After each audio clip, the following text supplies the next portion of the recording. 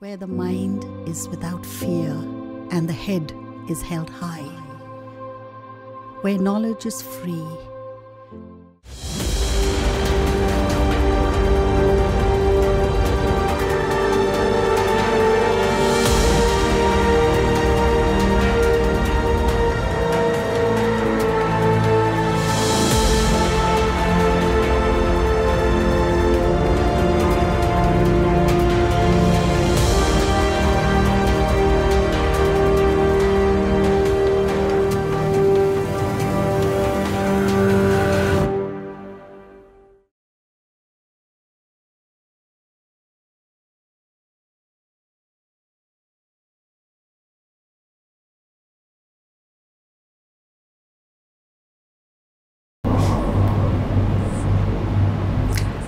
Hello my beloved students, আজকে আবার আমরা নতুন ক্লাসে এসেছি।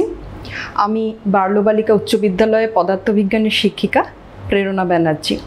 তোমাদের আজকে আমি তাপ অধ্যায়ের দশম শ্রেণী ভৌতবিজ্ঞানের তাপ অধ্যায়ের তাপীয় পরিবহন সম্পর্কে কিছু বলবো। তোমরা ইতিপূর্বে সপ্তম, অষ্টম এবং নবম শ্রেণীতে তাপ সম্পর্কে যা যা পড়েছ তাতে পরিবহন সম্পর্কে হয়তো যেটুকু জেনেছো, আজকে তার থেকে আরেকটু ডিটেলড জানার জন্য আমরা এই ক্লাসে কিছু কিছু টপিক বেছে নিয়েছি। প্রথমে আমাদের জানতে হবে যে আমরা যে এত কিছু তাপ সম্পর্কে পড়ছি, তাপ তো এক ধরনের শক্তি, এক প্রকার শক্তি। তাপ গ্রহণ করলে কি হয়? একটা বস্তু উত্তপ্ত হয়, আর তাপ বর্জন করলে বস্তু শীতল হয়। সবসময় জানতে হবে যে এই তাপটা কোনো বস্তু কখন গ্রহণ করে। নিশ্চয়ই একটি বস্তু যখন অপর একটি বস্তুর সংস্পর্শে থাকবে তখন কিন্তু তাদের মধ্যে তাপের আদান প্রদান বা বিনিময়টা হয়। সাধারণত একটা উষ্ণ বস্তু শীতল বস্তুর প্রতি তাপ প্রদান করে এবং একটি শীতল বস্তু উষ্ণ বস্তুর কর্তৃক তাপ গ্রহণ করে। তো আমরা আজকে পড়তে যাচ্ছি যে কিভাবে তাপ সঞ্চালন হয়। তার মধ্যে তাপ সঞ্চালনের তিনটে ওয়ে আছে। কি কি? তাপ সঞ্চালনের তিনটে ওয়ে আছে, যাকে আমরা তিন রকম প্রকারভেদ বলছি। এক হচ্ছে বিকিরণ, দুই হচ্ছে পরিবহন, এবং লাস্ট অ্যান্ড থার্ড ইজ পরিচলন। এই তিনটি পদ্ধতিতেই সাধারণত তাপ উষ্ণতর বস্তু থেকে শীতলতর বস্তুর প্রতি সঞ্চালিত হয়। তবে আজকে আমাদের আলোচনায় আমরা ফোকাস করব এই পরিবহনের ওপর। থার্মাল কন্ডাকশন বা তাপীয় পরিবহন কি, এই নিয়ে আজকে আমাদের আলোচনা। প্রথমে আমাদের জেনে নিতে হবে যে তাপীয় পরিবহন কাকে বলে। What is actually meant by thermal conduction? এটা এমন একটা প্রসেস যেখানে একটা জড় মাধ্যমের তো প্রয়োজন হয়। জড় মাধ্যম কেন প্রয়োজন হয়? কারণ আমরা জানি যে তাপ তো এক ধরনের ভৌত ধর্ম পদার্থের, তো তাপ কি করে প্রবাহিত হবে? তাহলে নিশ্চয়ই একটা মিডিয়াম প্রয়োজন। সেই মিডিয়ামটা আমাদের আজকের আলোচনায় হচ্ছে সলিড। একটা কঠিন মাধ্যমের মধ্যে দিয়ে কি করে তাপ পরিবহন পদ্ধতিতে প্রবাহিত হবে সেটাই আমরা আজকে একটু দেখে নেব। যেটা জানার সেটা হচ্ছে তাপীয় পরিবহন কাকে বলে, সেটা আমাদের একটু জেনে নিতে হবে। তাপীয় পরিবহন হলো এমন একটা পদ্ধতি যেখানে একটি উষ্ণতর বস্তু বা উষ্ণতর অংশ থেকে শীতলতর অংশে তাপটা প্রবাহিত হয়, কিন্তু এই প্রবাহিত হওয়ার পুরো সময়সীমা জুড়ে কখনো পদার্থের অভ্যন্তরস্থ কোনো কণা বা কোনো অণু পরমাণুর মধ্যে রিজিডনেসটা কিন্তু কোনোভাবেই ডিস্টার্বড হয় না। এদের মধ্যে একটা ভাইব্রেশন হয় এবং স্পন্দন হয়, যেটাকে বোঝাতে চাচ্ছি। শুধু স্পন্দন হয়, কিন্তু এদের কণাগুলোর নিজেদের মধ্যে কিন্তু কোনো স্থান পরিবর্তন হয় না। দ্যাট ইজ থার্মাল কন্ডাকশন হলে পরে কোনো পদার্থের মধ্যে কিন্তু শেপের কোনো চেঞ্জেস হয় না। আমরা কি দেখব যে এই তাপীয় পরিবহনের ক্ষেত্রে তাপ হটার বডি থেকে কুলার বডিতে যাবে এবং যাওয়ার সময় অভ্যন্তরস্থ যে অণু পরমাণুগুলো আছে হটার বডির, সেগুলো হঠাৎ ভাইব্রেটেড হতে থাকবে বা স্পন্দিত হতে থাকবে। তারপর এদের মধ্যে একটা চঞ্চলতা সৃষ্টি হবে। এই স্পন্দনের ফলে কি হবে, এদের ঠিক ভেরি অ্যাডজাসেন্ট, একদম পার্শ্ববর্তী যে শীতল অণুটা আছে, তাকে উষ্ণতর অণুটা উত্তপ্ত হবে যখন, নিজের থেকে কিছুটা তাপ বিনিময় করে দেবে। তাহলে পার্শ্ববর্তী শীতল অণুটা কিছু পরিমাণ তাপ গ্রহণ করে উত্তপ্ত হবে, এবং যেই উত্তপ্ত হবে তার মধ্যেও একটা ভাইব্রেশন সৃষ্টি হবে। এবার এই অণুটির নেক্সট কাজ হবে যে আমি আমার থেকে কিছুটা তাপ ঠিক আমার পাশের অণুটিকে দিয়ে দেব। অর্থাৎ প্রথমে উত্তপ্ত অণু কিছুটা তাপ সেকেন্ড অণুকে দিল, সেকেন্ড অণু উত্তপ্ত হয়ে আবার ভাইব্রেশন শুরু করলো। এবার তার লক্ষ্য আমি পাশের জনকেও উত্তপ্ত করব। পাশের জন মানে আবার তার পার্শ্ববর্তী অণু, সে কিছুটা তাপ দেবে এবং পাশের অণুটিও একইভাবে উত্তপ্ত হয়ে ভাইব্রেশন সৃষ্টি করবে। দ্যাট ইজ, আমাদের আলোচনায় একটা বিষয় তো পরিষ্কার যে এই তাপীয় পরিবহনটা একটা চেইন সিস্টেমের মতো, মানে একটা শৃঙ্খলা বজায় রেখে যেন এই পরিবহন পদ্ধতিটা এগিয়ে যাবে।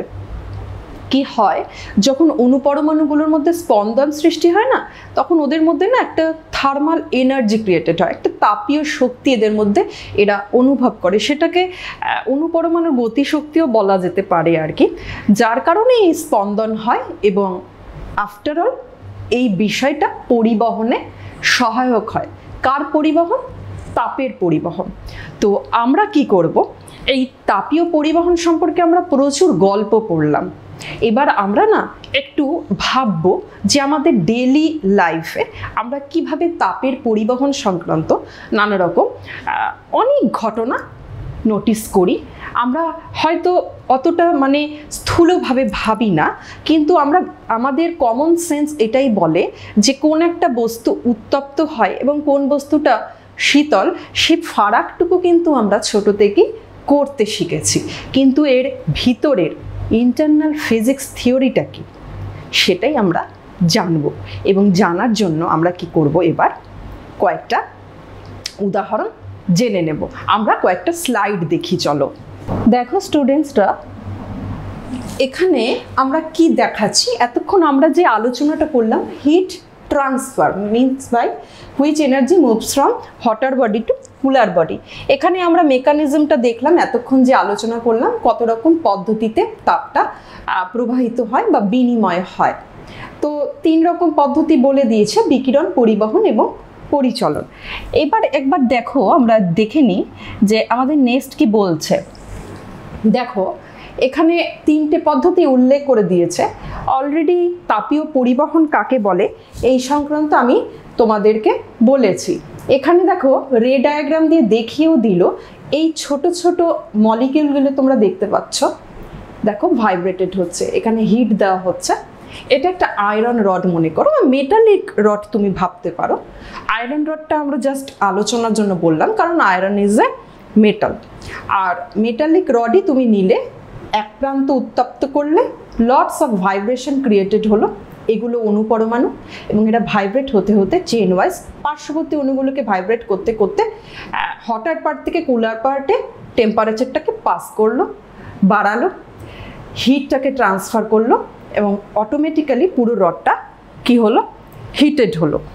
আমার নেক্সট স্লাইড কি বলছে দেখো, কন্ডাকশনের ইন্টারনাল ফিজিক্স, যেটা একটু আগে আমি তোমাদের মুখে বললাম আলোচনা করে, ঠিক এইভাবে হয়। দেখো এনার্জাইজড হচ্ছে অ্যাটমগুলো, ভাইব্রেশন হচ্ছে, পরস্পরের মধ্যে এটা বিনিময় হচ্ছে, এবং এই 3টে স্টেপে, first step, second step and third step, এই 3টে স্টেপের মধ্যে দিয়ে কিন্তু কন্ডাকশন প্রসেসটা আফটার অল সম্পাদিত হচ্ছে।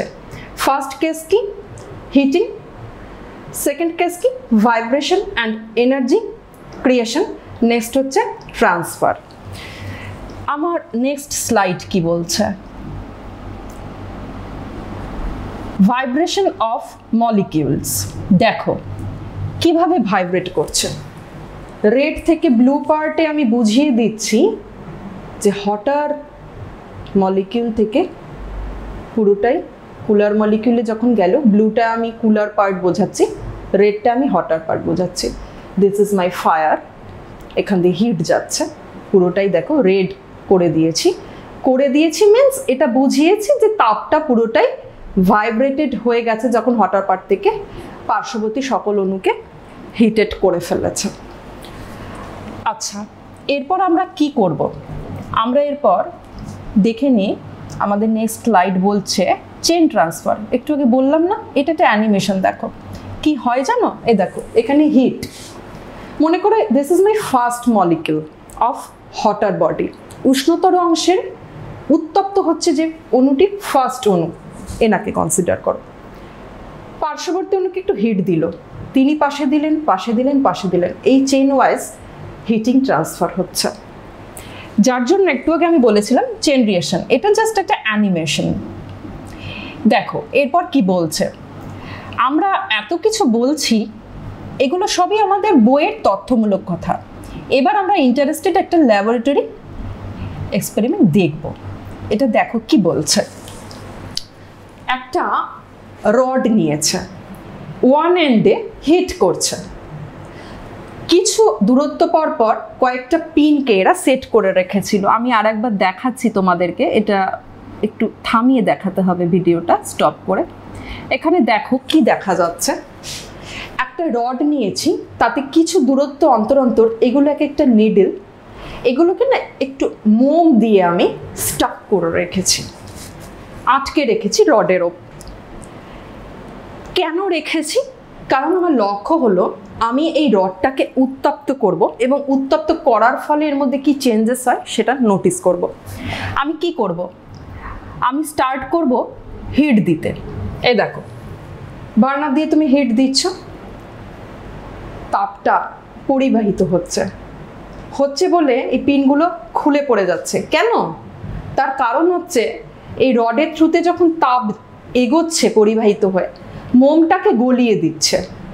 এখানে দেখাচ্ছে যে হটার পার্টের অণুগুলোর মধ্যে একটা স্পন্দন বা ভাইব্রেশন শুরু হয়ে গেছে, এরা খুব ভাইব্রেটেড হচ্ছে এবং পার্শ্ববর্তী অণুকে আস্তে আস্তে কিন্তু কি করবে, এরা এই তাপটা এক্সচেঞ্জ করবে। তাহলে পাশের কুলার পার্টের মলিকুলগুলো একই সঙ্গে উত্তপ্ত হবে এবং যখনই উত্তপ্ত হবে তখন আস্তে আস্তে এদের মধ্যে দেখো একসঙ্গে সমস্ত উত্তপ্ত হতে শুরু করে দিয়েছে এবং প্রত্যেকটা মোম কিন্তু এইভাবে কিছুক্ষণ পর পর গলে গেছে, কারণ তাপ এগিয়েছে তো রড বরাবর। আর যখনই রড বরাবর এগিয়েছে তখনই কিন্তু মোমগুলো গলে গিয়েছে, যে মোমগুলো দিয়ে তুমি পিনগুলোকে স্টাক করে রেখেছিলে। উত্তাপে মোম গলে গেছে, পিনগুলো খুলে গেছে।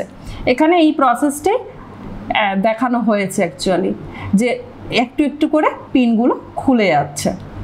এই পরীক্ষাটি প্রমাণ কি করলো? প্রমাণ এটাই করলো যে কন্ডাকশন একটা কন্টিনিউয়াস প্রসেস, যতক্ষণ তুমি হিটিং দিতেই থাকবে ততক্ষণ এটা কি করবে, অ্যালং একটা মিডিয়া তাপটাকে ট্রান্সফার করে নিয়ে যাবে হট রিজিয়ন থেকে কুল রিজিয়নে। এই বিষয়টা সবসময় জানতে হবে। আচ্ছা, একইভাবে তাপের ক্ষেত্রে পরিবহনটা তরলের ক্ষেত্রেও বোঝা যায়। যখন তুমি কি হয়, আমরা যখন ডাক্তারি থার্মোমিটার ব্যবহার করি আর কি আমাদের শরীরে তাপমাত্রা মাপার জন্য, তখন কিন্তু এই প্রসেসটাই হয়।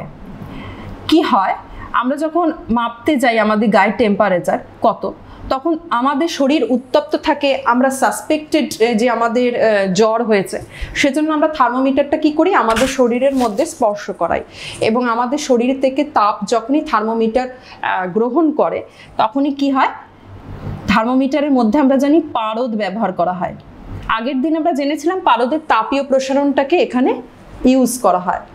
আজকে দেখছি কি করে তাপ পরিবহন হচ্ছে এবং থার্মোমিটারের মধ্যে রাইজ হয়ে যাচ্ছে পারস্তম্ভটা, যেটা ইন্ডিকেট করবে যে আমার আলটিমেট দেহের তাপমাত্রা কত। তাহলে এইভাবে আমরা কিন্তু একটা ল্যাবরেটরি এক্সপেরিমেন্ট অবজার্ভ করলাম।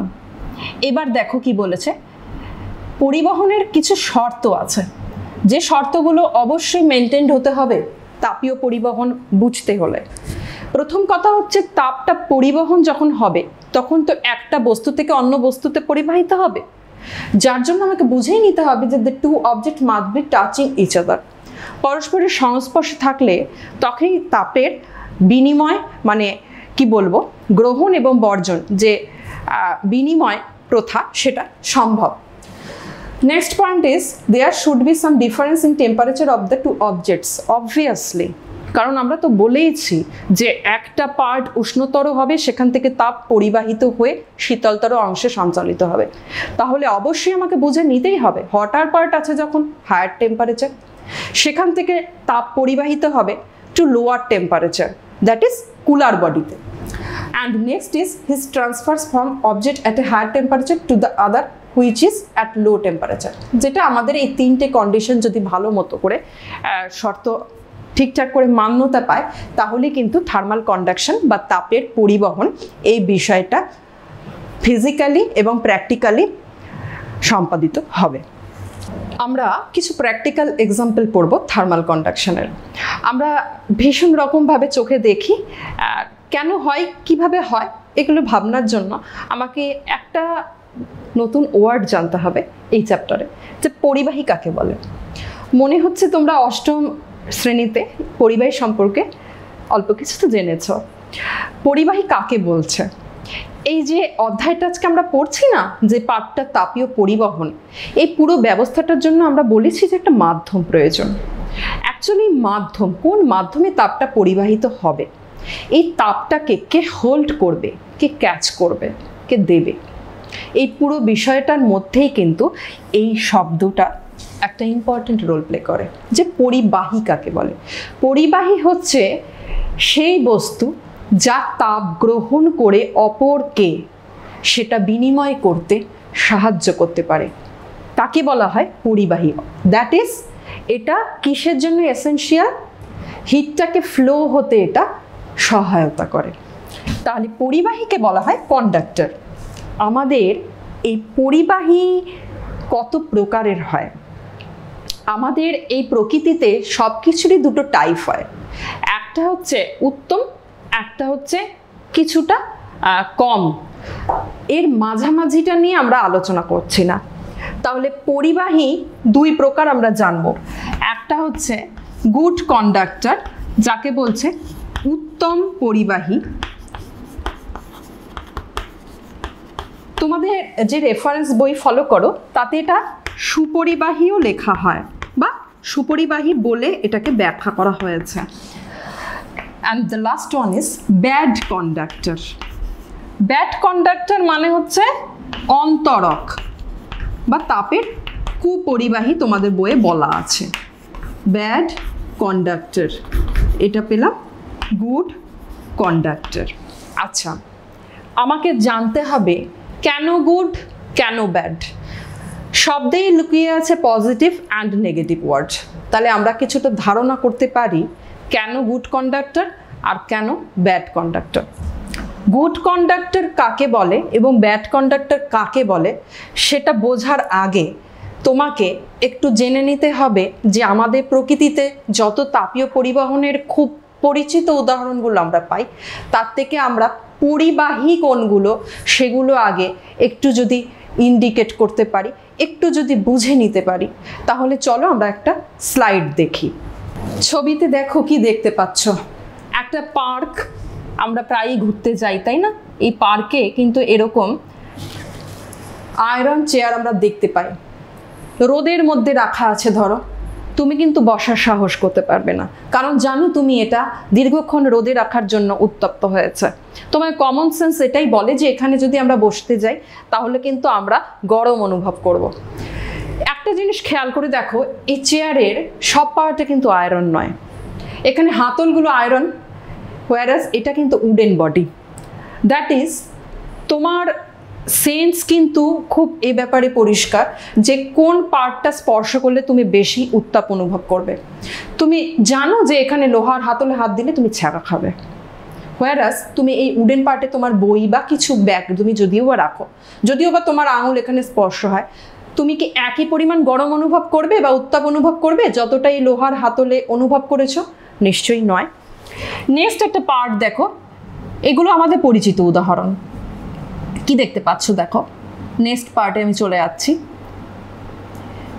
দেখো এখানে একটা আয়রন মেশিন দেখতে পাচ্ছি, আমাদের বাড়িতে অ্যাভেলেবেল। জামা কাপড় ইস্ত্রি করার জন্য লন্ড্রিতেও এই আয়রন মেশিনটা থাকে।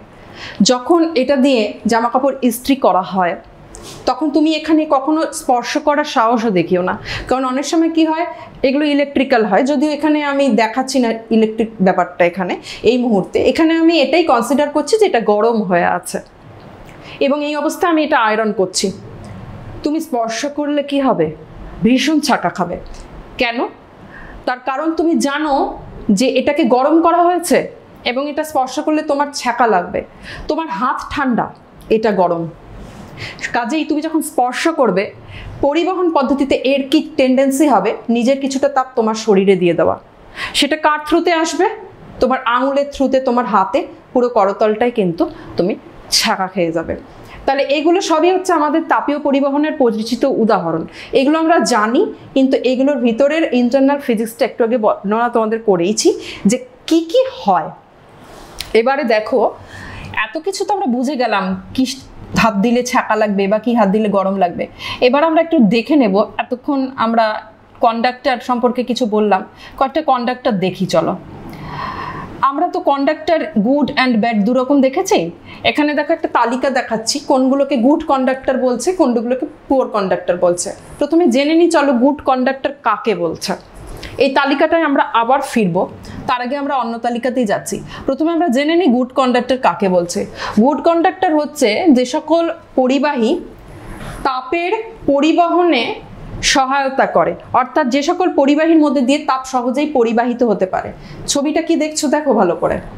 একজন মানুষ একটা আয়রন রড নিয়ে এটাকে উত্তপ্ত করছে একটা ক্যান্ডেলে। একটু পরে কি করলো দেখো, ধরে রেখেছে ঠিকই, কিন্তু হিটটা দেখো ট্রান্সফার্ড হয়ে এগিয়ে আসছে।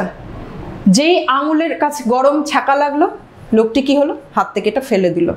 তার কারণ গরম করার জন্য ওয়ান এন্ড থেকে উত্তপ্ত অবস্থায় অণুগুলো ভাইব্রেটেড হয়ে এই কুলার পার্টে মানুষটির আঙুলের কাছে এসে পার্শ্ববর্তী অণুগুলোকে উত্তপ্ত করে দিয়েছিল।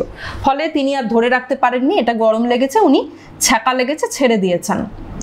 ঠিক এইভাবে দেখো, a good conductor of heat allows heat to transfer. দেখো এটা আমি গুড কন্ডাক্টর কি তাহলে তোমরা বুঝতেই পারলে। এখানে গুড কন্ডাক্টরের কিছু উদাহরণ দেখাই। গুড কন্ডাক্টরের সংজ্ঞা আমরা জেনে গেছি। গুড কন্ডাক্টর বলছে যেগুলো তাপের সুপরিবাহী। এখানে কয়েকটা উদাহরণ দেখাচ্ছি দেখো। এখানে একটা সিলভার বডি দেখাচ্ছি, এটা গোল্ড বডি, এটা প্রত্যেকেই এটা তামার তার। বাড়িতে ইলেকট্রিশিয়ানরা যে কোনো কাজ করলেই তামার তার ব্যবহার করেন। নেক্সট দেখো কি বলছে, অ্যালুমিনিয়ামের অনেক ইউটেন্সিল আমাদের বাড়িতে অলওয়েজ অ্যাভেলেবেল। এই সোনা, রূপো, তামা, অ্যালুমিনিয়াম এগুলো সবই কিন্তু ধাতুরই উদাহরণ দেখাচ্ছি, তাই না? এ দেখো এখানে কি দেখাচ্ছি, আমাদের বাড়িতে পুজোর জন্য পঞ্চপ্রদীপ ব্যবহার করা হয় পিতলের। দেখো আমরা কিন্তু এগুলো যখন স্পর্শ করি, এগুলো হিট খুব সহজে কন্ডাক্ট করতে পারে, তাপের সুপরিবাহী হয় এগুলো। এখানে দেখো কি দেখাচ্ছে, rail track made of iron. অনেকক্ষণ দীর্ঘক্ষণ রোদ পেতে পেতে এগুলো উত্তপ্ত হয়ে যায়, কখনো হাঁটলে বুঝবে। এ দেখো এখানে কি দেখাচ্ছি, এখানে কিন্তু একটা থার্মোমিটার দেখানো হচ্ছে। একটু আগে আলোচনা করেছি না, দেখো তোমার শরীরে তাপমাত্রা কি করে পারদের দেখো মধ্যে দিয়ে তাপটা পরিবাহিত হচ্ছে এবং চটচট করে তোমার টেম্পারেচারটা কিন্তু রাইজ করে যাচ্ছে। একটু আগে এই উদাহরণটা দেখিয়েছিলাম। তাহলে এই সমস্ত কিছু দিয়ে আমরা ব্যাখ্যা করতে পারি যে কাকে গুড কন্ডাক্টর বলছে এবং কাকে কিভাবে বোঝা যাচ্ছে যে একটা কন্ডাক্টর তাপের সুপরিবাহী হয়। এবার দেখো আমরা জানবো পুয়ার কন্ডাক্টর কাকে বলছে। একটু আগে তালিকায় দেখেছি না পুয়ার কন্ডাক্টর, তাহলে এবার আমরা জেনে নেব পুয়ার কন্ডাক্টর কাকে বলছে। পুয়ার কন্ডাক্টর হচ্ছে যেটা তাপ পরিবহনে বাধা সৃষ্টি করবে, সহজে তাপটা পরিবাহিত হতেই দেবে না। যে সকল কন্ডাক্টর তাকে বলা হয় তাপের কুপরিবাহী বা অন্তরক বা পুয়ার কন্ডাক্টর।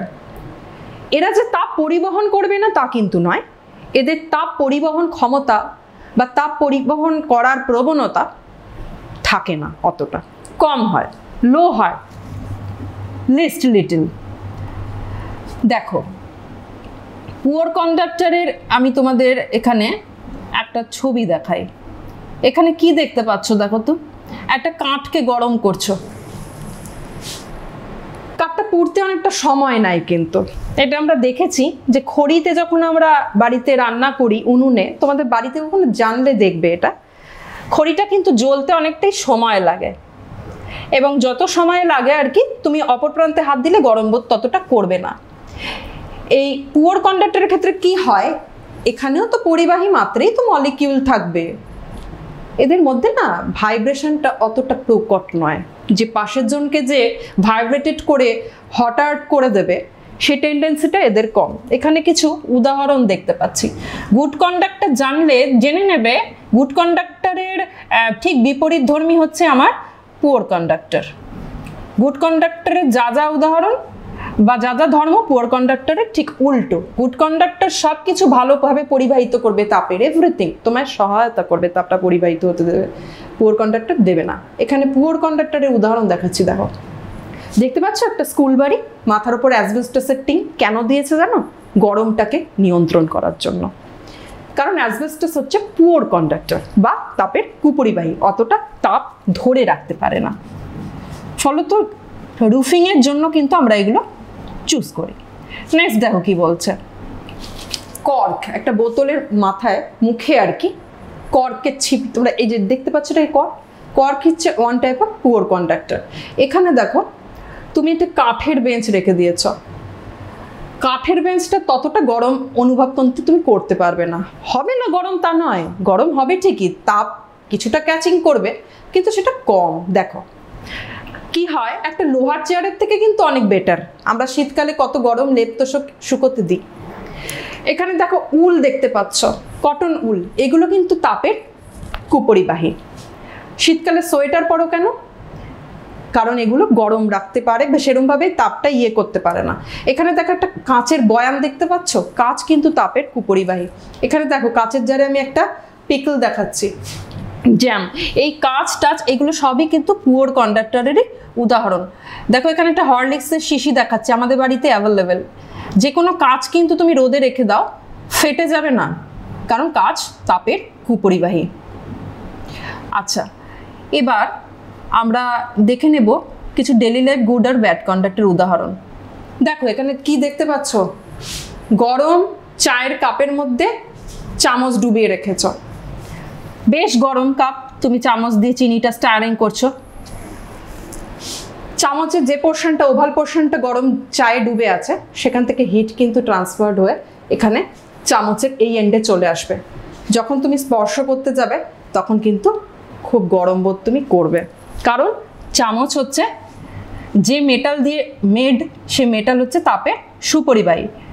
আর একটা দেখো উদাহরণ, কি দেখতে পাচ্ছ, দেখো তুমি ওভেনের মধ্যে একটা প্রেসার কুকার বসিয়ে দিয়েছ, জল ফুটছে, তাহলে এই মেটালিক বডিটা কিন্তু গুড কন্ডাক্টর। এখানে যদি তোমার কোনো কারণে তুমি আঙুল ডুবাতে যাও একদম পুড়ে যাবে, কিন্তু তুমি যদি হাতলের মধ্যে যেটা জড়ানো রয়েছে সেটা কিন্তু তাপের কুপরিবাহী, তাই এটা যদি তুমি স্পর্শ করো তুমি গরম অনুভব করবে না। ওয়ারাস এটা গায়ে যদি তুমি টাচ করো তুমি কিন্তু গরম অনুভব করবে। তাহলে দুটোর পার্থক্য বুঝতে পারছো, কোনটা উত্তম পরিবাহী আর কোনটা অন্তর। এই ইউটেন্সিলটা হচ্ছে উত্তম পরিবাহী, এই হাতলে যে জড়ানো রয়েছে র্যাকেটের মতো, এটা কিন্তু হচ্ছে তোমার কুপরিবাহী। এবার আমরা কিছু কিছু জেনে নেব আর কি, হিট ক্যাপাসিটি সম্পর্কে আমরা একটু ব্ল্যাকবোর্ডে ওয়ার্ক করব। আমরা নেক্সট পড়ব তাপ পরিবাহিতা সম্পর্কে। তাপ পরিবহন সম্পর্কে, পরিবাহী সম্পর্কে আমরা যা যা জানা মোটামুটি জেনে নিয়েছি। এবার আমরা পড়তে যাচ্ছি তাপ পরিবাহিতাঙ্ক কাকে বলে। ভীষণ ইম্পর্টেন্ট পার্ট আজকে আমাদের ইউনিটের, তাপ পরিবাহিতাঙ্ক। নতুন একটা কোএফিশিয়েন্ট আমরা কিন্তু জানতে যাচ্ছি, মানে একটা কনস্ট্যান্ট। এটা একটা থার্মাল কন্ডাকশনের ক্ষেত্রে একটা বিরাট রোল কিন্তু প্লে করে। যে কোনো মেটালিক পরিবাহীর ক্ষেত্রে আমাদের যেটা প্রথম জানতে হয় সেটা হচ্ছে তাপ পরিবাহিতাঙ্ক কতটার। এটার উপর ডিপেন্ড করে বোঝা যায় কোন পরিবাহী উত্তম পরিবাহী হবে, দ্যাট ইজ গুড কন্ডাক্টর, আর কোনটা ব্যাড কন্ডাক্টর বা পুয়ার কন্ডাক্টর হবে। দেখো এই ছবিটা খেয়াল করো, একটা আয়তাকার ফলক নিয়ে আছে। আয়তাকার ফলক নিয়েছি বা প্লেট বলতে পারো তুমি, যার থিকনেসটা হচ্ছে ডি। এই ডিটাকে আমি বলছি থিকনেস বা বেধ। তোমাদের বইয়ে এটা বেধ লেখা আছে। এটা হচ্ছে প্রস্থচ্ছেদের ক্ষেত্রফল। প্রস্থচ্ছেদের ক্ষেত্রফল, এরিয়া অফ ক্রস সেকশন। কিউটা হচ্ছে এই বেধ যে ডি আছে এবং এ যে এরিয়া আছে তোমার আয়তকার ফলকটার, তার ওয়ান কি বলবো এন্ড, এটাকে ধরো একটা পৃষ্ঠ বলছো তুমি, সেখানে দেখো θ2 টেম্পারেচার আমি দিয়েছি, অপর পৃষ্ঠে টেম্পারেচার আছে θ1। এই থিটাগুলোকে না আমি টেম্পারেচার বলছি, ঠিক আছে? দুটো এন্ডের টেম্পারেচার হচ্ছে θ1 আর θ2। এই কিউটা হচ্ছে amount of heat to be transferred perpendicularly, লম্বভাবে একটা পৃষ্ঠ থেকে অপর পৃষ্ঠে যদি তাপ পরিবাহিত হয় কিউ পরিমাণ, এই কিউটা তোমাকে কি ইন্ডিকেট করছে? হিট ইন্ডিকেট করছে। কীরকম হিট? হিটের অ্যামাউন্ট ইন্ডিকেট করছে, তাপের পরিমাণ যেটা লম্বভাবে একটা পৃষ্ঠ থেকে অপর পৃষ্ঠের দিকে পরিবাহিত হয়েছে। θ1 আর θ2 এটা ইন্ডিকেট করছে temperature at two end, temperature at two ends, but দুটো পৃষ্ঠতলের মধ্যে কত টেম্পারেচার আছে আর কি, টু ফেসেস বলতে পারো। আচ্ছা দেখো, আমি যা যা বলার বলে দিয়েছি, শুধুমাত্র একটা জিনিস এখন এখানে অ্যাড করতে হবে, যে এই পুরো বিষয়টা যখন হবে, দ্যাট ইজ তাপ যখন ট্রান্সফার্ড হবে একটা পৃষ্ঠ থেকে অপর পৃষ্ঠে, ঠিক বিপরীত পৃষ্ঠে, পারপেন্ডিকুলারলি লম্বভাবে যাবে, ডি বেধ বিশিষ্ট আয়তাকার ফলক, এ এরিয়া বিশিষ্ট আয়তাকার ফলক আমার আছে। এই পুরো বিষয়টা যখন সম্পাদিত হবে তখন আমাকে টাইমটা কিন্তু কাউন্ট করতে হবে, কত সময় ধরে পরিবাহিত হবে এই তাপটা। তাহলে এখানে আমাদের আর একটা নতুন আমরা রাশি জানলাম, সেটা হচ্ছে সময়। এই সমস্ত কিছু টার্মগুলো দিয়ে না আমি কি করব, একটা নতুন সম্পর্ক বানাবো। এই পুরো তাপীয় পরিবহনটার উপর ভিত্তি করে একটা সম্পর্ক আমি এখানে প্রতিষ্ঠা করব। আমি প্রতিষ্ঠা করব বলা ভুল, আমি প্রমাণ করব। এই সম্পর্কটি প্রতিষ্ঠা করেছিলেন বিজ্ঞানী ফুরিয়ার। বিজ্ঞানী ফুরিয়ার কি করেছিলেন, তাপীয় পরিবহন সংক্রান্ত একটা লস কিন্তু উনি এস্টাবলিশ করেছিলেন, যাকে বলা হয় ফুরিয়ার্স ল অফ থার্মাল কন্ডাকশন বা তাপীয় পরিবহন সংক্রান্ত ফুরিয়ারের সূত্র। উনি কি করলেন দেখো, এই সমস্ত কিছু রাশির মধ্যে না পারস্পরিক একটা সম্পর্ক নির্ণয় করলেন। উনি বোঝাতে চাইলেন যে এই কতটা পরিমাণ তাপ পরিবাহিত হবে কোনো একটা আয়তাকার ফলকের এক পৃষ্ঠ থেকে বিপরীত পৃষ্ঠে লম্বভাবে, এই সমস্ত কিছুর মধ্যে একটা সামঞ্জস্যতা বা একটা কি বলবো সমানুপাতিক এবং ব্যস্তানুপাতিক সম্পর্কের হার অনুযায়ী পুরো বিষয়টা ঘটবে। তাহলে আমাকে কি করতে হবে, এই অ্যামাউন্ট অফ হিটের সঙ্গে এই প্রত্যেকটি বিষয় কিভাবে রিলেটেড সেটা সম্পর্কের আকারে লিখতে হবে। তাহলে চলো আমি লিখি। আমি এখানে দেখাবো যে কোন কোন বিষয়ের সঙ্গে আমার অ্যামাউন্ট অফ হিট যেটা বলছি সেটা সমানুপাতিক এবং কোনটির সঙ্গে ব্যস্তানুপাতিক। দেখো এখানে আমি লিখছি আমার কিউ অ্যামাউন্ট অফ হিট, সেটা অলওয়েজ ফলকটার বেধের সঙ্গে ব্যস্তানুপাতিক। ডি হচ্ছে আমার বেধ, 1 নম্বর। 2 নম্বর প্রস্থচ্ছেদের ক্ষেত্রফলের সঙ্গে সমানুপাতিক। 3 নম্বর দুটো পৃষ্ঠের টেম্পারেচার তুমি জানো এবং এখানে θ2 ইজ গ্রেটার দেন θ1। কেন জানো? কারণ এখানে দেখো অ্যারো মার্ক দিয়ে আমি হিট ট্রান্সফারের ডিরেকশন দেখাচ্ছি। তোমরা জানো উষ্ণতর বডি থেকে শীতলতর বডি, মানে বডিটা তো একটাই, এখানে উষ্ণতর পৃষ্ঠ থেকে শীতলতর পৃষ্ঠে তাপ কিন্তু কিছুটা যাচ্ছে, তাহলে θ2 মানে এই পৃষ্ঠে যে টেম্পারেচার সেটা obviously will be greater than θ1 surely. তাহলে এই দুটোর মধ্যে, দুটো পৃষ্ঠের মধ্যে উষ্ণতার পার্থক্য কত? উষ্ণতার পার্থক্যের সঙ্গে এটা হচ্ছে সমানুপাতিক হারে অ্যামাউন্ট অফ হিট ট্রান্সফার্ড হবে। দ্যাট উষ্ণতার পার্থক্য যত বেশি হবে তত বেশি পরিমাণ তাপ যাবে, ফলকের বেধ যত কম হবে তত বেশি পরিমাণ তাপ যাবে, কারণ ব্যস্তানুপাতিক। ফলকের এরিয়া অফ ক্রস সেকশন যত বেশি হবে তত বেশি পরিমাণ তাপ যাবে, কারণ সমানুপাতিক। এবার amount of hit will be proportional to T. T is my time পুরো বিষয়টা ঘটার জন্য। এই সমস্ত কিছু সম্পর্কটাকে যদি আমি এবার কম্বাইন করতে যাই, দ্যাট ইজ সমন্বয়িত করে দেব, একবারে লিখব, তাহলে আমি কি লিখতে পারি? দেখো তোমরা এই বিষয়গুলো জেনে গেছো কোনটাকে ইন্ডিকেট করছে, তাহলে আমি একটু মুছে দিচ্ছি এখানটাতে, আমি একটু এখানে মুছে দিচ্ছি, মুছে দিয়ে আমি এখানে লিখছি যে এদেরকে যদি তুমি সমন্বয়িত করো তাহলে তুমি কি পাবে।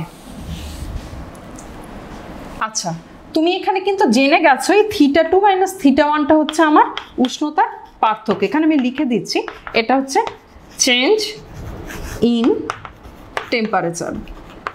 আমার নেক্সট মোটো হচ্ছে এটা সমন্বয়িত করব, তাহলে লিখি প্রত্যেকটির একসঙ্গে জুড়ে দিয়ে আমি এই প্রপোর্শনালিটি রিলেশনটা পাবো। দেখো এ θ2 মাইনাস θ1 T/D। দেখো 1/D সঙ্গে ব্যস্তানুপাতিক ছিল, ডিটা নিচে, এর সঙ্গে সমানুপাতিক ছিল, এটা উপরে। θ2 minus θ1 that is change in temperature, তার সঙ্গে সমানুপাতিক ছিল, এটা উপরে। টি ইজ মাই টাইম, সমানুপাতিক ছিল, এটা উপরে। এবার আমার কাজ হবে কি, এই সমানুপাতিক চিহ্নটাকে আমি উঠিয়ে দেবো। সেটা করার জন্য আমাকে কি করতে হবে, সমান দিয়ে লিখতে হলে এখানে একটা নতুন প্রপোর্শনালিটি কনস্ট্যান্ট না মাল্টিপ্লাই করতে হবে। কার সাথে? এই টার্মটার সাথে। লিখে দাও এটা যা ছিল।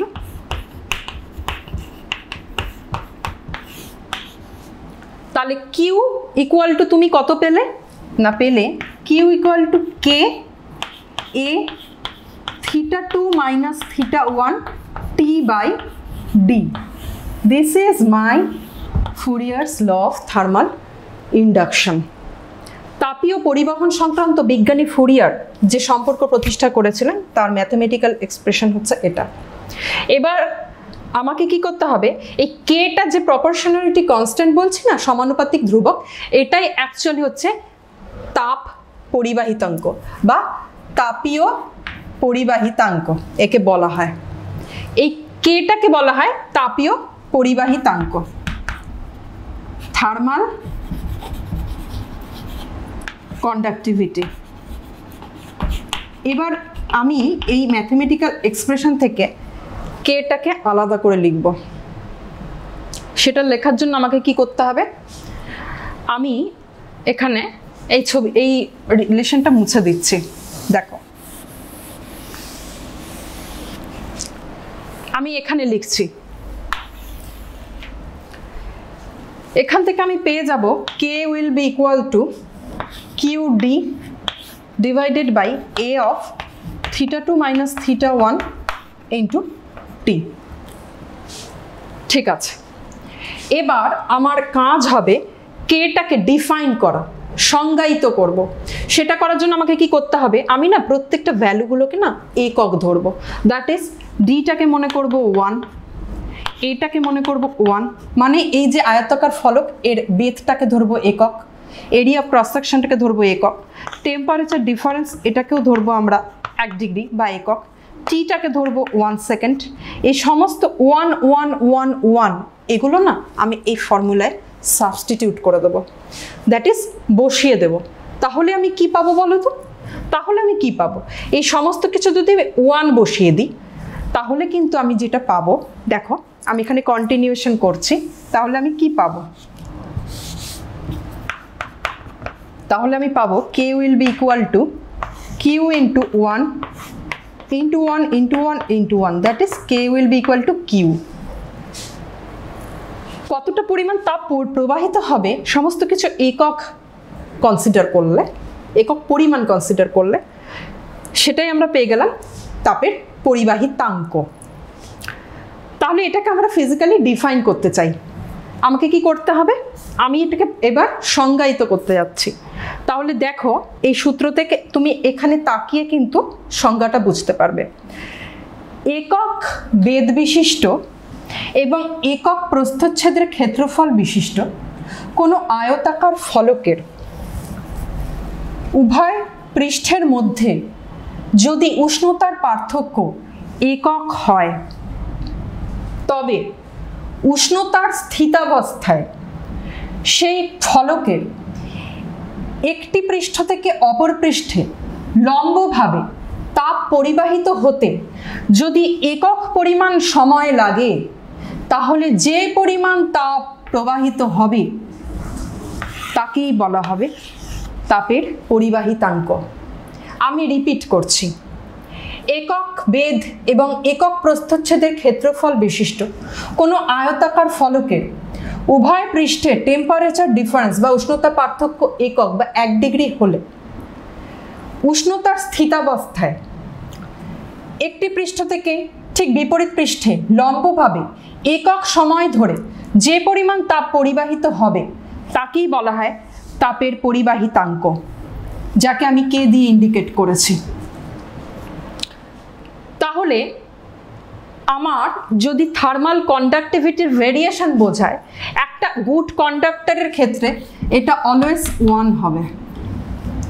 একটা উত্তম পরিবাহী, সর্বোত্তম পরিবাহী যে হবে তার থার্মাল কন্ডাক্টিভিটির মান হবে 1 বা অসীম। 1 বলা ঠিক হচ্ছে না, মানে আমি বলতে চাচ্ছি অসীম হবে, অসীম হবে। এবং একটি কি বলবো ব্যাড কন্ডাক্টর বা পুয়ার কন্ডাক্টরের ক্ষেত্রে এই থার্মাল কন্ডাক্টিভিটির মানটা কিন্তু 0 হবে। তোমরা একবার নোট করো, এটা আমি স্লিপ অফ টাং বলেছি।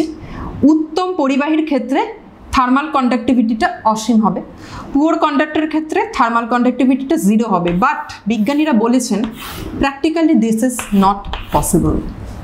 Practically this is not possible. আমাদের মহাবিশ্বে এমন কোনো পদার্থ এখনো অবধি আমরা পাইনি যার উত্তম পরিবাহী হিসেবে পরিবাহিতাটা অসীম বা ব্যাড কন্ডাক্টর হিসেবে 0। এটা প্রমাণ করে প্রকৃতিতে যত রকম পরিবাহী থাক না কেন প্রত্যেকে কিছু না কিছু তাপ তো পরিবাহিত করবে, যার জন্য পরিবাহিতাঙ্ক কখনোই 0 হবে না। লিস্ট হবে, লিটল হবে, কিন্তু 0 হবে না কখনো। এবার আমি আগ্রহী এই থার্মাল কন্ডাক্টিভিটির ডাইমেনশন বার করার জন্য। আমি একটু স্লাইড দেখাবো, দেখাতে যাচ্ছি যে বিষয়টা আমি আলোচনা করলাম, ভেরিয়েশন অফ থার্মাল কন্ডাক্টিভিটি। দেখো বিভিন্ন পদার্থ থেকে থার্মাল কন্ডাক্টিভিটি যে আলাদা হয়, মানে বিভিন্ন বডির ক্ষেত্রে কে কতটা তাপ পরিবহনের ক্ষমতা রাখে, তাপ ক্যাচিং পাওয়ার কতটা কার, সেটা কিন্তু নট অলওয়েজ সেম, ডিফারেন্ট হবে ফর ডিফারেন্ট মেটেরিয়াল। এখানে আমি একটা উদাহরণ দেখাচ্ছি। দেখো যে একটা বিকারের মধ্যে কিছুটা জলপূর্ণ করে তলা দিয়ে এবার হিটিং করা হবে, এবং জল যখন ফুটতে শুরু করবে তখন এর মধ্যে না আমি একটা মেটালিক স্পুন আর একটা উডেন স্পুন রেখে দিলাম, একটা কাঠের চামচ আর একটা স্টিলের চামচ। হিটিং আমি করছি, গরম হচ্ছে। দেখো কি দেখাচ্ছে, জল যখন ফুটবে তখন তুমি জানো তাপীয় পরিবহনের তোমার বৈশিষ্ট্যই এই যে পুরো বডিটাকে কিন্তু গরম করবে। জল ফুটছে, কিছুটা সময় আমি অপেক্ষা করছি, এবার হিটিং কিন্তু কন্ডাক্টেন্ট হচ্ছে। এবার তুমি বুনসেন বার্নারটা কি করছো, কন্ট্রোল করছো, হিটিংটা কন্ট্রোল করছো। দেখো উনি কি করতে চাচ্ছেন দেখেছো, যখনই উনি মেটালিক চামচ ধরতে গেলেন উনি ছ্যাঁকা খেলেন, কিন্তু উডেন স্পুনটা ধরলে কিন্তু উনি ছ্যাঁকা খেলেন না। আর একবার দেখো বিষয়টা, তাহলে বুঝতে পারবে। যখনই উনি মেটালিক স্পুনটা ধরতে গেলেন দেখো উনি কিন্তু ছ্যাঁকা খেয়ে গেলেন, কারণ মেটালিক স্পুন হচ্ছে আদর্শ পরিবাহী বা উত্তম পরিবাহী। দেখো ছ্যাঁকা খেলেন এবং উনি আঙুলটা সরিয়ে নিলেন, কিন্তু উডেন স্পুনটা ধরতে কোনো ট্রাবল হলো না, কারণ এটি তাপের কুপরিবাহী। তাহলে এই বিষয়টা কিন্তু আমার প্রমাণ করে, আমার চোখের সামনেই আমি এখনই প্রমাণ করতে পারি এটা, যে আমাদের পরিচিত সকল পদার্থের মধ্যেই তাপীয় পরিবাহী তাঙ্কটা কখনো সমান নয়, মেটেরিয়াল বেসিসে এটা আলাদা হয়ে যায়। অর্থাৎ এটা তাহলে উপাদানের ওপর কিন্তু ডিপেন্ড করে, কোন পদার্থের তুমি মাপতে চাচ্ছ তার উপাদানের ওপর কিন্তু এই তাপীয় পরিবাহী তাঙ্কটা ডিপেন্ড করে, এটা তুমি বলতে পারো। দেখো আমার নেক্সট স্লাইড কি বলছে, তোমাদের একটু আগে যে বিষয়টা আমি করেছিলাম, যে তোমাদের আমি একটা ছবি দেখিয়েছিলাম যেখানে একটা তালিকা ছিল যে গুড কন্ডাক্টর আর ব্যাড কন্ডাক্টরের মধ্যে কত ধরনের উদাহরণ এখানে আমি দেখিয়েছিলাম এবং পরে বলেছিলাম তোমাদের এটা পরে দেখিয়ে দেবো। তোমরা একটু দেখে নাও, একটু আগে আলোচনা করে দিয়েছি, এখানে আমি তালিকাভুক্ত করে রেখেছিলাম গুড কন্ডাক্টর আর ব্যাড কন্ডাক্টর কাকে বলে। এগুলো জানলে তোমরা কখনো কোনো কিছু গরম স্পর্শ করার আগে সতর্ক হতে পারবে। এবার দেখো my next slide is of variation of heat conducting capacity হয়ে গেছে এটা ফুরিয়ারস ল অফ থার্মাল কন্ডাকশন। একটু আগে তোমাদের ব্ল্যাকবোর্ড ওয়ার্ক করে এটাই বুঝিয়েছিলাম। দেখো এখানে এই বিষয়গুলোই করা আছে, পরীক্ষার সময় এই ছবিটা কিন্তু তোমরা এঁকে দেবে। যদি তোমাদের প্রশ্নপত্রে এই প্রশ্নটা দেয়, তোমাদের কিন্তু এই পুরো সম্পর্ক যেটা বিজ্ঞানী ফুরিয়ার প্রতিষ্ঠা করেছেন থার্মাল কন্ডাকশন সংক্রান্ত, এটা যদি তোমাদের এস্টাবলিশ করার জন্য বলে ডিরাইভ করতে, এই ছবিটা কিন্তু অবশ্যই দিয়ে দেবে তোমরা, কারণ এই ছবিটা থাকলে কি হয় তোমাদের নিজেদেরও সম্পর্কটা প্রতিষ্ঠা করতে সুবিধে হবে। দেখো এবার আমি কি দেখাচ্ছি, variation of K. Thermal conductivity বললাম না মেটেরিয়াল বেসিসে আলাদা, দেখো এখানে একটা চার্ট দেখাচ্ছি। দেখো যেগুলোতে থার্মাল কন্ডাক্টিভিটিগুলো কম তাদের আমরা বলি পুয়ার কন্ডাক্টর। একটু আগে এক্সাম্পল দেখিয়েছি, উল, উড, ওয়াটার, বডি ফ্যাট, সিরোফোম, এগুলো কিন্তু তাপের কুপরিবাহী। এদের তাই জন্য কি হয় থার্মাল কন্ডাক্টিভিটিটা অনেকটাই কম। দেখো এখানে ছবিটা দেখলে ভালো বুঝতে পারবে। ভাইরাস পাশের ছবিটা দেখো, এগুলো থেকে রেসপেক্টিভলি কিন্তু মানগুলো বেশি থার্মাল কন্ডাক্টিভিটির, কারণ এই যে সিলভারের ক্ষেত্রে দেখো কতটা বেশি, ডায়মন্ডের ক্ষেত্রে আরও বেশি, আয়রন, অ্যালুমিনিয়াম এদের ক্ষেত্রে কিন্তু এই মানটা অনেকটাই বেশি, কারণ এরা তাপের উত্তম পরিবাহী, গুড কন্ডাক্টর।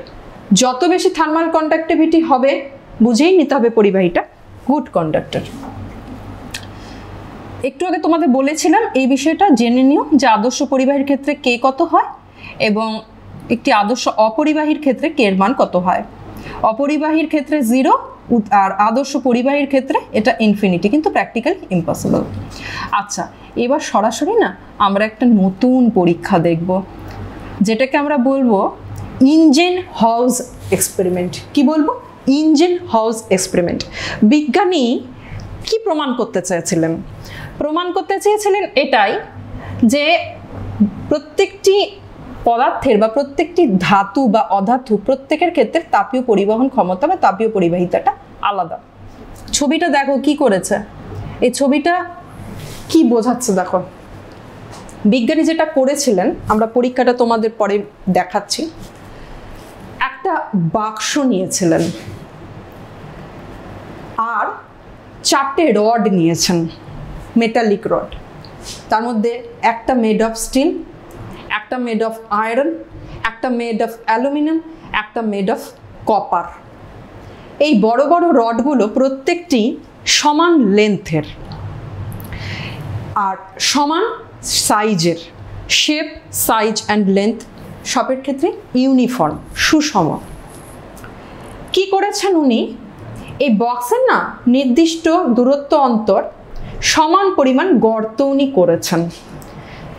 গর্তগুলো এতটাই আইডেন্টিক্যাল করেছেন, হোলগুলো এতটাই আইডেন্টিক্যাল ক্রিয়েট করেছেন যাতে এই রডগুলো ঠিক ঢুকে ফিক্সিং হয়ে থাকতে পারে। মানে এদের ডায়ামিটারটাকে কনসিডার করে এই হোলগুলো ক্রিয়েট করা হয়েছে। যেহেতু 4টে সাইড সেম, হোলগুলো সেম বলা যেতে পারে। এবার নির্দিষ্ট দৈর্ঘ্য অন্তর প্রত্যেককে সমান দূরত্ব অবধি ঢুকিয়ে দিয়েছে। মানে বাইরের পোর্শন যেগুলো বের হয়ে আছে রডগুলোর, তাদের প্রত্যেকটার ক্ষেত্রেই যদি তুমি একটা রেড মার্কিং করো এবং স্কেল দিয়ে মাপো, দেখবে কি এই দৈর্ঘ্যগুলো সেম, মানে সমান দৈর্ঘ্য ঢুকিয়েছেন, অটোমেটিক্যালি বাইরে সমান দৈর্ঘ্য বের হয়ে আছে। এরপর উনি যেটা করেছেন, বাইরে যে পোর্শনগুলো বেরিয়েছিলেন তার মধ্যে ভালো করে মোম পালিশ করেছেন। দেখো সলিড ওয়াক্স, পুরোটাই সলিড ওয়াক্স দিয়ে উনি পালিশ করে দেবেন। চলো ভিডিওটা দেখি কি বলছে। দেখো যেটা করা হয় এখানে, আমি ভিডিওটা একটু এগিয়ে দিই। দেখো রূপো, তামা, অ্যালুমিনিয়াম, লোহা এবং কাঁচ, 5 রকমের রড, প্রত্যেকটি বাইরে বের হয়ে থাকা পোর্শনগুলো না মোম দিয়ে উনি ভালো করে পালিশ করে দিলেন। বাইরে বের হয়ে থাকা পোর্শনগুলো মোম দিয়ে উনি পালিশ করে দিচ্ছেন। দেখো দেখো দেখো কেন করছেন? তোমার মনে প্রশ্ন আসতে পারে কেন করছেন। এই অবস্থায় ভিতরে উনি জল ফুটতে দিয়েছেন, গরম জল। জল যখন ফুটতে শুরু করবে একটা হিট তৈরি হবে, প্রডিউসড। সেই হিটগুলো কি হবে, ভিতরে যে পোর্শনগুলো ঢুকে আছে তার মাধ্যমে রড ওয়াইজ পরিবাহিত হয়ে এগিয়ে আসবে। কারণ হিট তো পরিবাহিত হয়ে আসবে না উষ্ণ অংশ থেকে শীতলতর পার্টের দিকে। সেই সময় এরা মোমটাকে গলিয়ে দেবে। দেখো দেখতে পাচ্ছ মোমগুলোকে গলিয়ে দিচ্ছে। আবার দেখো কি করছেন, মোমগুলো গলিয়ে দিচ্ছে। দেখো দেখো, কিন্তু দেখো এই মোম গলনের মাত্রাটা প্রত্যেকটা রডের ক্ষেত্রে সেম নয়। রূপোর ক্ষেত্রে প্রায় পুরোটাই গলে গেছে, তামার ক্ষেত্রে রূপোর থেকে একটু কম গলেছে কিন্তু অনেকটাই গলেছে। দেখো এই যে সাদা অংশগুলো না, এগুলো হচ্ছে অবশিষ্ট ওয়াক্স। অ্যালুমিনিয়ামের ক্ষেত্রেও অনেকটাই গলেছে, তবে তামার থেকে কম গলেছে। আচ্ছা আর দুটো দেখো কি হয়েছিল, লোহা। লোহার ক্ষেত্রে অ্যালুমিনিয়ামের থেকে একটু কম গলেছে, কাঁচের ক্ষেত্রে না অনেকটাই কম গলেছে। তাহলে এই গলনের মাত্রাটা কেন ডিফারেন্ট? এটা প্রমাণ করছে প্রত্যেকটি মেটালের ক্ষেত্রে, বা যে কোনো মেটাল কেন, শুধুমাত্র মেটাল বা নন মেটালই বলো, মেটাল একটু বেশি তাপের পরিবাহী হয়, সুপরিবাহী, তাই এটা বেশি গলিয়ে দিয়েছে। কিন্তু কাঁচ তাপের কুপরিবাহী অন্তর, তাই বেশিটা মোম গলাতে পারেনি।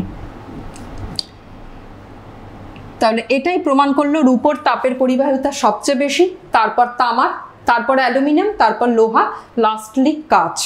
তার মানে কাঁচের পরিবাহিতাঙ্ক খুব কম। আচ্ছা এই বিষয়টা আমরা বুঝে নিলাম, এখানে দেখিয়েছে কিভাবে হয়েছে। Engine house experiment is very much important, এটা তোমরা পড়ে রাখতে পারো, প্রশ্ন আসে। নেক্সট আমরা আলোচনায় চলে যাচ্ছি, আমরা অলমোস্ট আমাদের আলোচনার শেষ পার্টে চলে এসেছি। এবার আমরা দেখে নেব, আমরা একটু ব্ল্যাকবোর্ড ওয়ার্ক করে জেনে নেব যে একটি তাপীয় পরিবাহী এবং একটি তড়িৎ পরিবাহীর মধ্যে কি সাদৃশ্য রয়েছে। আমরা তাপীয় পরিবাহিতাঙ্কের ডাইমেনশনটা একটু জেনে নেব। ডাইমেনশনটা কি, এখানে এই ফর্মুলাটা তোমরা মনে করো, যেটা আমি তাপীয় পরিবাহিতাঙ্কের ফর্মুলা বলেছিলাম, এস্টাবলিশড ম্যাথমেটিক্যাল ফর্মুলা, তার ভিত্তিতে আমি ডাইমেনশনটা একটু বার করব। তাহলে কিউ হচ্ছে তাপ, তাপ মানে হচ্ছে শক্তি, শক্তি আর কার্য কিন্তু পরস্পর সম্পর্কিত। তাহলে কিউ এর যদি তুমি মাত্রা এখানে বার করতে চাও, তোমাকে তো কি করতে হবে, প্রত্যেকটি মাত্রা আলাদা করে দিয়েই কে ডাইমেনশনটা বার করতে হবে না। তাহলে কে ডাইমেনশন বার করতে হলে তোমাকে প্রথমে কিউ এর মাত্রা জানতে হবে। কিউ এর মাত্রা হচ্ছে ml² t-2। কিউ হচ্ছে অ্যামাউন্ট অফ হিট, এটাকে তুমি এনার্জি ইজ ইকুইভ্যালেন্ট টু কার্য, তাহলে কার্যর লিমিটটা তুমি লিখে দিলে। আচ্ছা এবার দেখো মাত্রাটা তুমি লিখে দিলে, ডাইমেনশনটা। ডি হচ্ছে বেধ, এ হচ্ছে এরিয়া, θ2 - θ1 এটা তো টেম্পারেচার, এদের ডাইমেনশন টেম্পারেচারই হবে। টি হচ্ছে টাইম। তাহলে দেখো কি আসছে, হচ্ছে ml t-3 θ-1। এটাই হচ্ছে আমার তাপীয় পরিবাহিতাঙ্কের ডাইমেনশন। তাহলে আমরা তাপীয় পরিবাহিতাঙ্কের ডাইমেনশনটা পেয়ে গেলাম। তোমরা এখানে এই ব্র্যাকেটটা দিয়ে দিতে পারো। ডাইমেনশন লিখতে হলে এই ব্র্যাকেটটা মেনটেন করতে হয়, এটা জেনে রাখবে। নেক্সট আমরা তাপীয় পরিবাহিতাঙ্কের ইউনিটটা একটু দেখে নেব, একক কি, এবং ইউনিট কনসিডার করার সময় আমরা সিজিএস এবং এসআই ইউনিট এই দুটোই আমরা ডিটারমাইন করব। তাহলে কি লিখতে পারি, আমি এখান থেকে পেয়ে যাচ্ছি যে সিজিএস এবং এসআই ইউনিট। সিজিএস ক্যালোরি তাপের ক্ষেত্রে, এখানে D/A, তাহলে তুমি কি পাবে, centimetre inverse T second inverse, আর এটার জন্য পাবে পার ডিগ্রি সেলসিয়াস ইনভার্স। এটা হয়ে গেল তোমার সিজিএস পদ্ধতিতে ইউনিট। হোয়ারাস এসআই পদ্ধতিতে ইউনিট কি হবে, তোমার তাপের একক কি এসআই পদ্ধতিতে, জুল মিটার ইনভার্স, কারণ D/A মান হচ্ছে নিচে একটা তুমি মিটার পেলে আর কি এসআই ইউনিট। আচ্ছা, এখানে তুমি কেলভিন ইনভার্স করে দিও টেম্পারেচারের জন্য, আর সেকেন্ড ইনভার্স যেরকম আছে তুমি পেয়ে গেলে। নেক্সট আমাদের লাস্ট যে পোর্শনে আমরা চলে এসেছি সেটা হচ্ছে এই তাপীয় পরিবাহিতাঙ্কের সঙ্গে আমি না তাপীয় রোধের একটা সম্পর্ক নির্ণয় করতে চাই। তাপীয় পরিবাহিতাঙ্কের সঙ্গে তাপীয় রোধ, তাপীয় রোধ কেন আসছে, রোধ তো আমাদের ইলেকট্রিসিটির কনসেপ্ট, তার কারণেই এখানে একটা তাপীয় পরিবাহীর সঙ্গে আমি একটা তড়িৎ পরিবাহীর মধ্যে না একটা সমন্বয় দেখাবো। তাপীয় পরিবাহী এবং তড়িৎ পরিবাহী, দ্যাট ইজ থার্মাল কন্ডাক্টরের সঙ্গে ইলেকট্রিক্যাল কন্ডাক্টরের মধ্যে আমি একটা সম্পর্ক দেখাতে চাই যে এদের মধ্যে কত সাদৃশ্য লক্ষ্য করা যায় আর কি। তাহলে তোমাকে যেটা করতে হবে, তুমি সরাসরি এই ফর্মুলাটায় এসো এবং এখান থেকে তুমি না Q/T এর মান বার করো। Q/T হচ্ছে আমার কতটা তাপ প্রবাহিত হবে সেই প্রবাহ মাত্রার হার, এটাকে বলা হয় প্রবাহ মাত্রার হার বা rate. Q/T will be equal to K A θ2 minus θ1 divided by D। তুমি এটাকে এভাবে সাজিয়ে লেখো, উপরে θ2 minus θ1 that is my temperature difference, এটা রাখো, আর নিচে রাখো 1/K ইন্টু D/A। এবার এই সম্পর্কটা থেকে তুমি সরাসরি একটা ইলেকট্রিক্যাল কন্ডাক্টর বা তড়িৎ পরিবাহীকে কল্পনা করো। একটা তড়িৎ পরিবাহীর ক্ষেত্রে আমরা ওহমস লতে জেনেছি কি হয়, কোনো পরিবাহীর মধ্যে দুই প্রান্তের যে বিবাহ প্রভেদ থাকে তাদের অন্তরের সঙ্গে ওই তড়িৎ পরিবাহীর মধ্যে দিয়ে তড়িৎ প্রবাহ মাত্রা যেটাকে আমরা I বলি, এবং বিভব প্রভেদের যেটাকে আমরা বলি V1 মাইনাস V2, তাদের মধ্যে কি সম্পর্ক হয়, সমানুপাতিক সম্পর্ক হয়। এবং আমরা লিখতে পারি V1 minus V2 is equal to IR। যখন এই প্রপোর্শনালিটি সম্পর্কটা আমরা উঠিয়ে দিই তখন এখানে আমরা একটা R কনস্ট্যান্টকে গুণ করি, যাকে আমরা বলি রোধ। কি বলি, রোধ। তাহলে আমি কি করব, এই R এর সঙ্গে থার্মাল কন্ডাক্টিভিটি এর একটা সম্পর্ক নির্ণয় করতে চাই। তাহলে এখানে আইটা হচ্ছে আমার তড়িৎ প্রবাহ মাত্রা, লিখি আমি I হচ্ছে আমার তড়িৎ প্রবাহ মাত্রা, যেটার মান আমরা পেয়ে গেলাম V1 মাইনাস V2/R। এখানে তাকাও, এই Q/T এবং I এই দুটো সম্পর্কের মধ্যে একটা মিল খোঁজো।